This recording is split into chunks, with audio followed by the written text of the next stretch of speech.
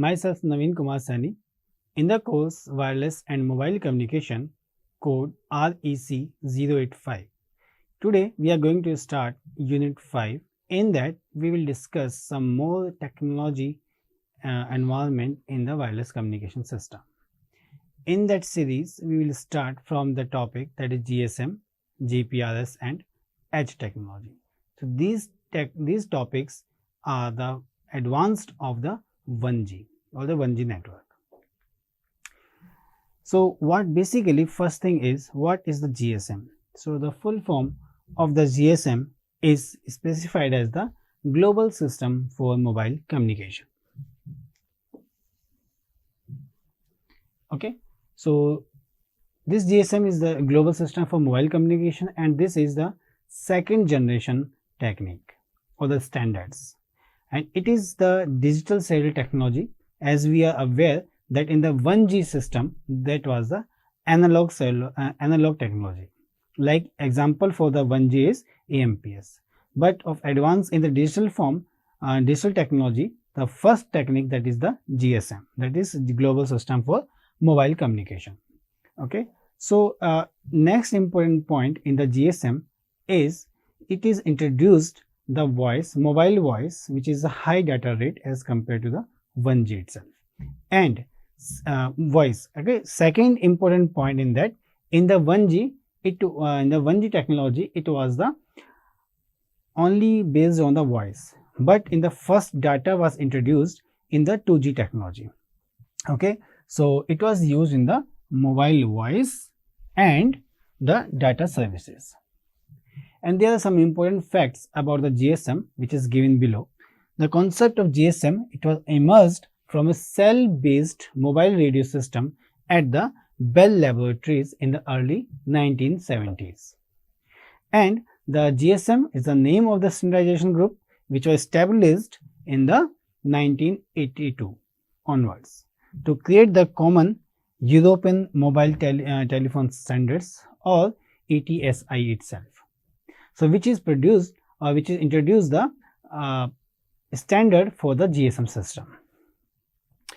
Okay, so next is GSM, that is the most widely used standard in the telecommunication, and it is implemented globally in the after the 5 years of our generation of 1982, or you can say it was globally accepted in the year 1987 itself. So GSM, which is a circuit switched packet system that divides the each 200 kilohertz channel into the 825 kilohertz time slots. So this is the method which was used in the GSM system, that was used the TDMA system. Okay, so based on that, it divides the complete band or the bandwidth of the GSM, that is 200 kilohertz, into the 825 kilohertz time slots. So GSM operates on the mobile communication band, that is 900 megahertz and 1800 megahertz. In the most part of the world, in the European countries itself, it was introduced. So in the US, the GSM operates in the band that is 850 megahertz and 1900 megahertz itself.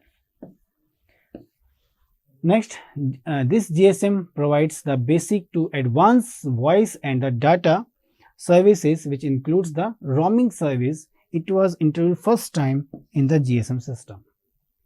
So roaming is the ability to use your GSM phone number in another GSM networks.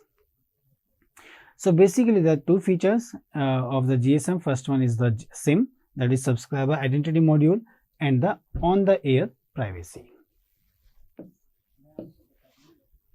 So in the SIM, that is a subscriber identity module, in which the memory device, as we are very much aware about the SIM, in the mobile phone there is a one SIM. So it is the memory device that stores the information, that is a subscriber's identification number, network, and the countries where the subscriber is entitled to the services.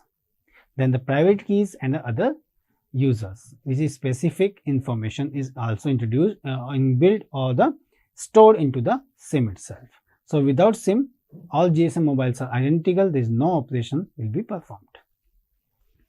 On the air privacy, it is virtually impossible to anyways drop to a GSM radio transmission, and it makes possible by the encrypting the digital to bit stream which is sent by the GSM transmitter.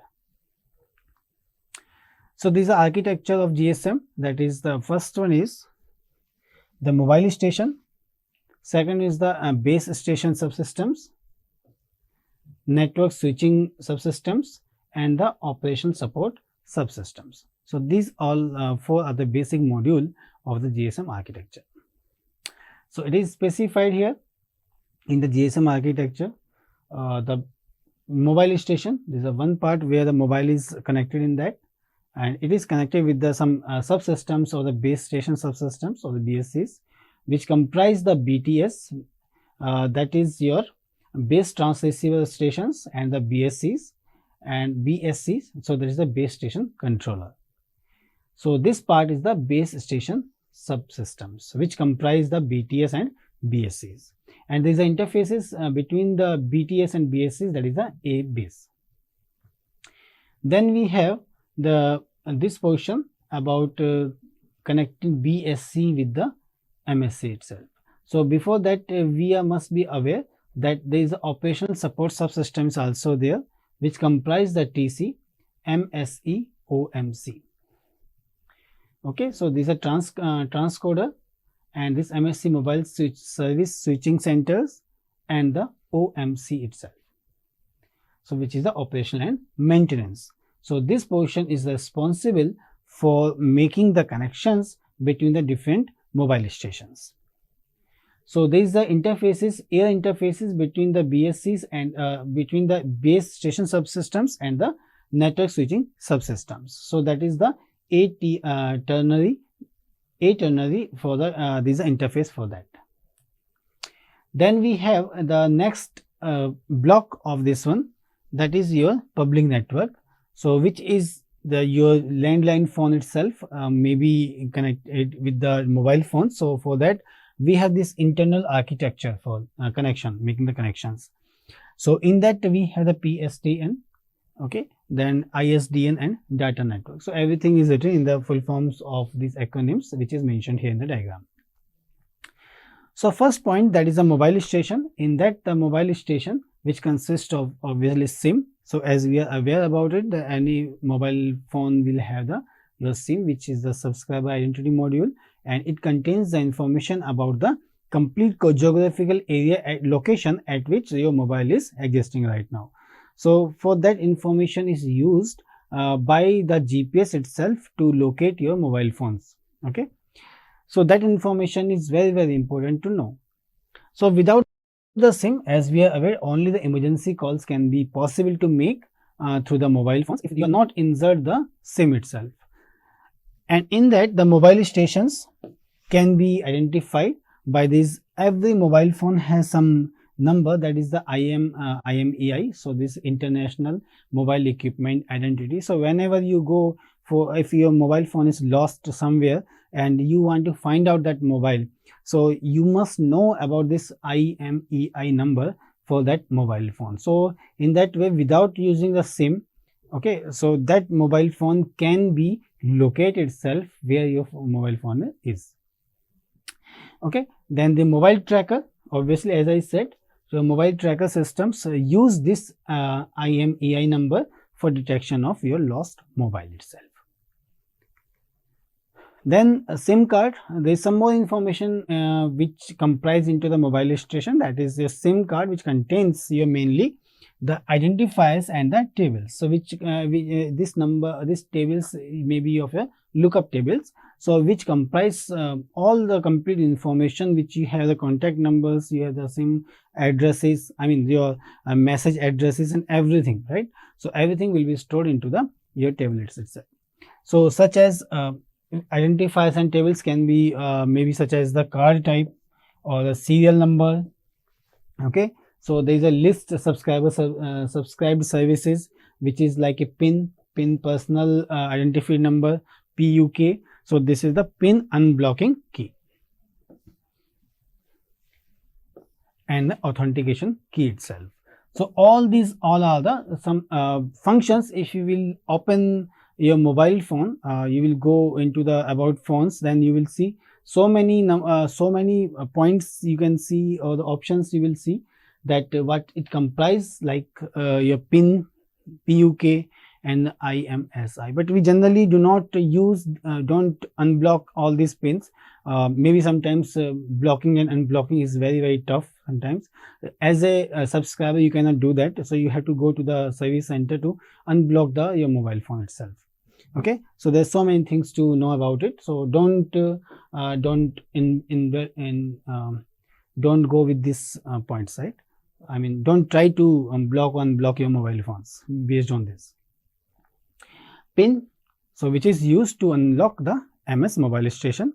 Using the wrong PIN 3 times will lock your SIM, and in this case the PUK is needed to unlock the SIM itself. Okay, so MS store dynamic information while logged onto the GSM phone. The ciphers, like your cipher key, KC, that is, and location information, which consisting of a TMSI. So this TMSI, temporary mobile subscriber identity, and LAI, location area identification. So this ciphering key is used generally for security purpose in your mobile phones.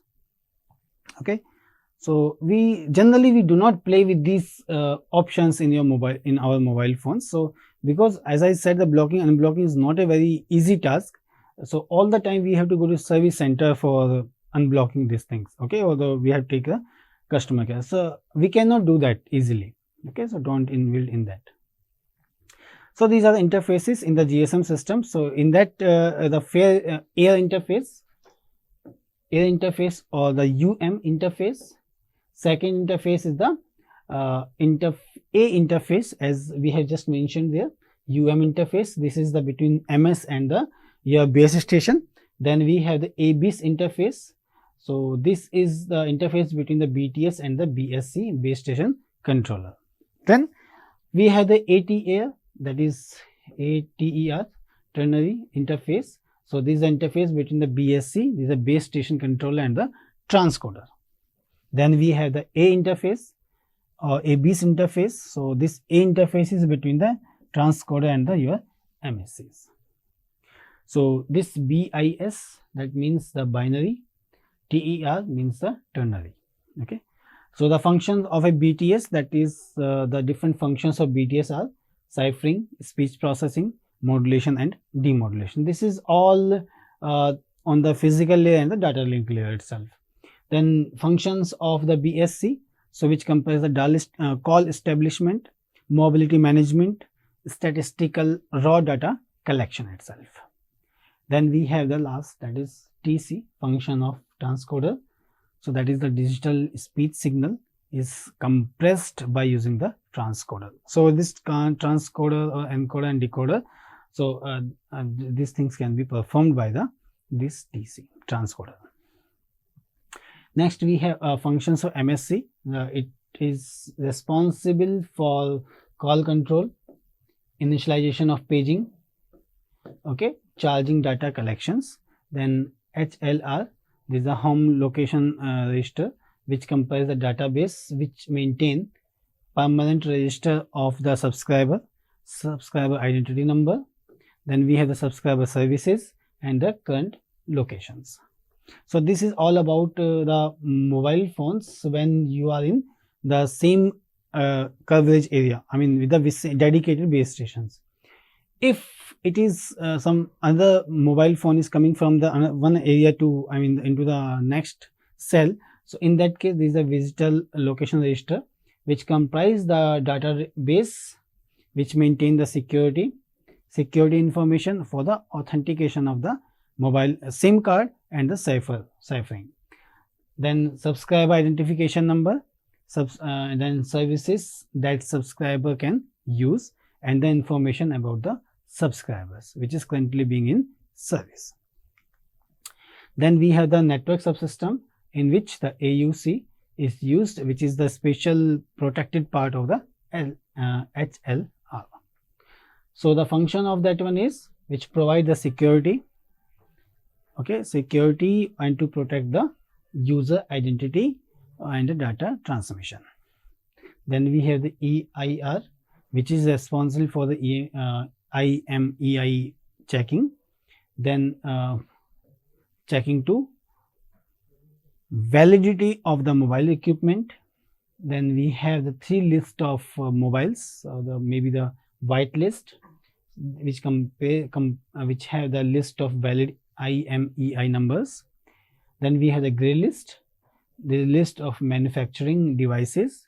Then we have the black list, in which the list of stolen mobiles will be introduced. So this all this information will be stored into the EIR. OSS has a functional unit which is called OMC, as we have discussed in the architecture. What are the different functions of the OMC? So that is the monitor and control all the other services. Okay, so this is used for control, monitors and control all networks via the O interface.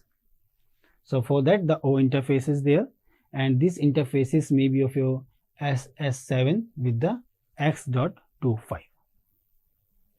Then the responsibility of the OMC, that is which is operational and maintenance controller, for that traffic monitoring, status report of new entities, then subscriber and security management, then accounting and billing. So these are the responsible, the OMC is responsible for these different functions in the GSM network.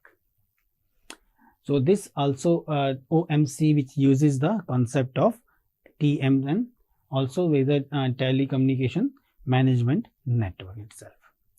So this one is the different responsibilities of different functions of operation supports of the different subsystems of the GSM systems.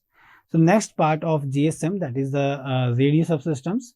So in which the mobile station or the mobile phone works in GSM, which is the 2G standard, as we said, and it operates in different 3 bands. So first is a single band, which is of 900 megahertz, 1800 megahertz, that is dual band, and the 270 megahertz, that is for the tri-band system, in which and different countries also work on different bands of the mobile phones.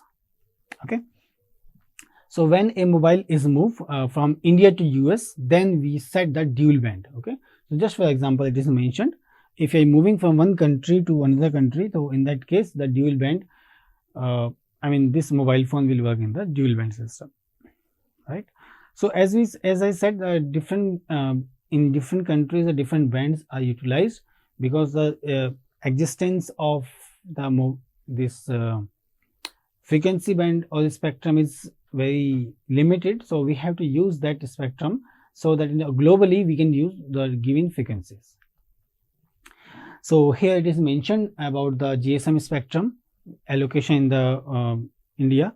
So that is the GSM band, that is 900 band and the 1800 band. So for that, the band range will be for uplink, and the downlink is mentioned here. In the uplink frequency, that is 890 to 915 megahertz, and in the case of GSM 1800, so this band frequency is from 1710 to 1785 megahertz. The total bandwidth is your 25 megahertz, as we have also discussed previously, and in the case of GSM 1800, so this value will become 75 megahertz.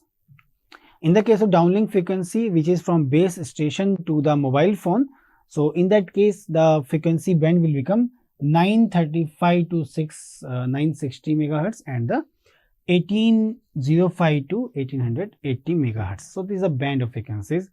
So it is also mentioned in this statement that GSM 900 frequency band is divided into the bandwidth or bandwidth of 900 kilohertz, or sorry 200 kilohertz, and the number of channels are available for this case will be your 25 megahertz, which is of your bandwidth, total bandwidth of GSM 900, and divide by the 200 kilohertz. So in that case, the total channels available in the case of GSM system, GSM 900 system will become your 125 channels. So similarly, we can find the value for the GSM 1800. So in this case, when you do some this type of calculations, in that case, the number of channels are available for the GSM 1800 megahertz. It will 1800. So it will be 375. So it is the case for the dual band itself. So frame structure of GSM system, which is showing something like that, where the frame structure is just saying there is super frame, which is of 51, which comprise 51 multi frames. So in that, total length of the multi frame is 6.12 seconds. So there is some calculations for finding this, and each multi frame, which is of 26 frames, are comprised in that, whose length is in time period, that is 120 milliseconds. Similarly, we have the frames, so which is comprise the 8 time slots.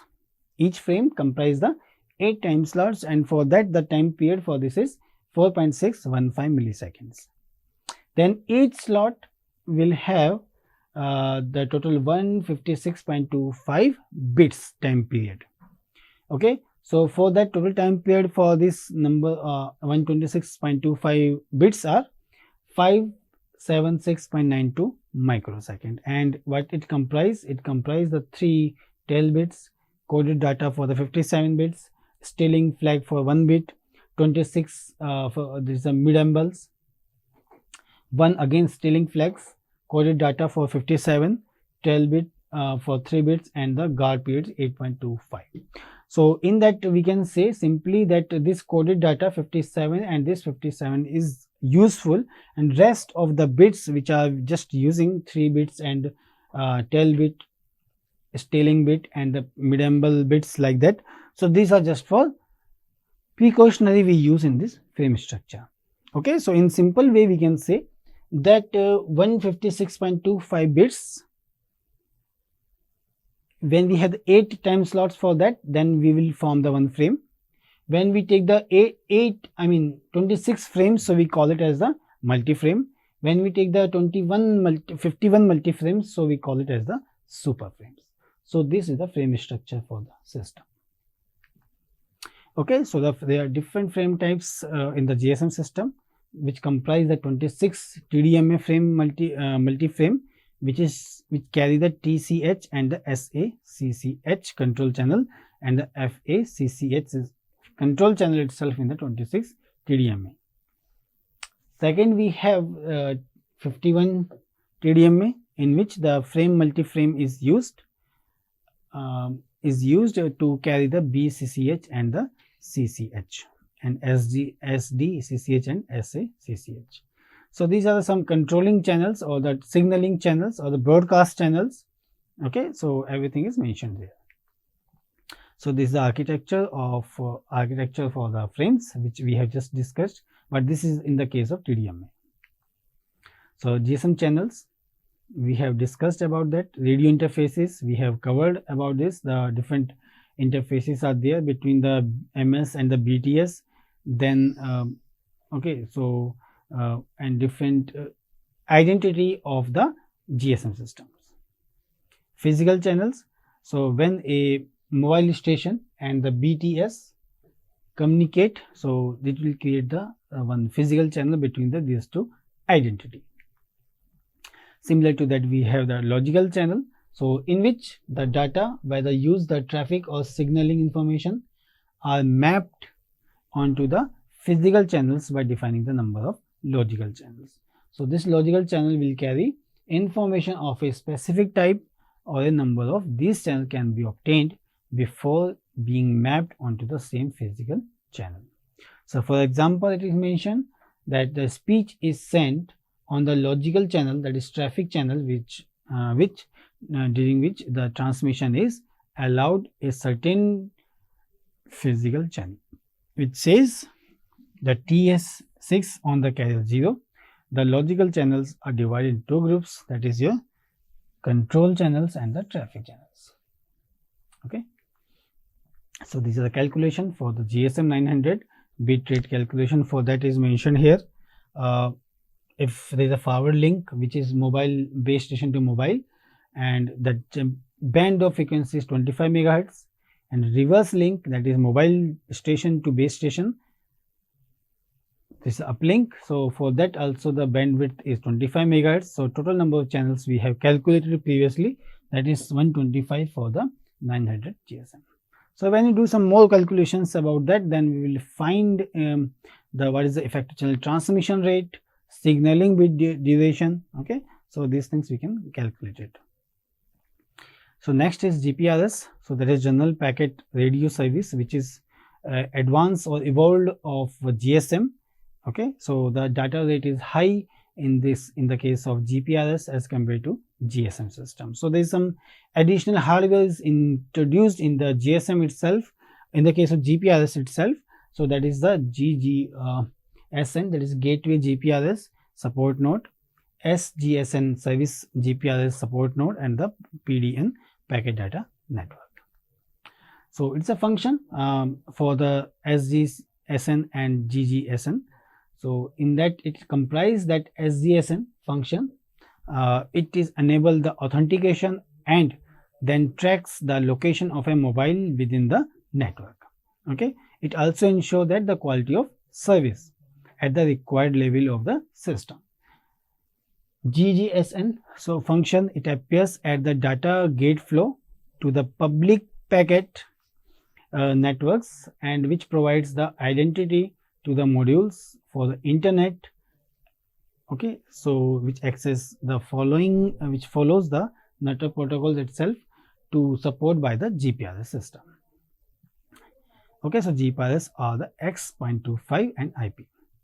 Okay, so these are some information about the packet control units itself, which is used for which is the hardware router that is added in the system, added to the BSC itself, which differentiate the data destined for the standard GSM networks.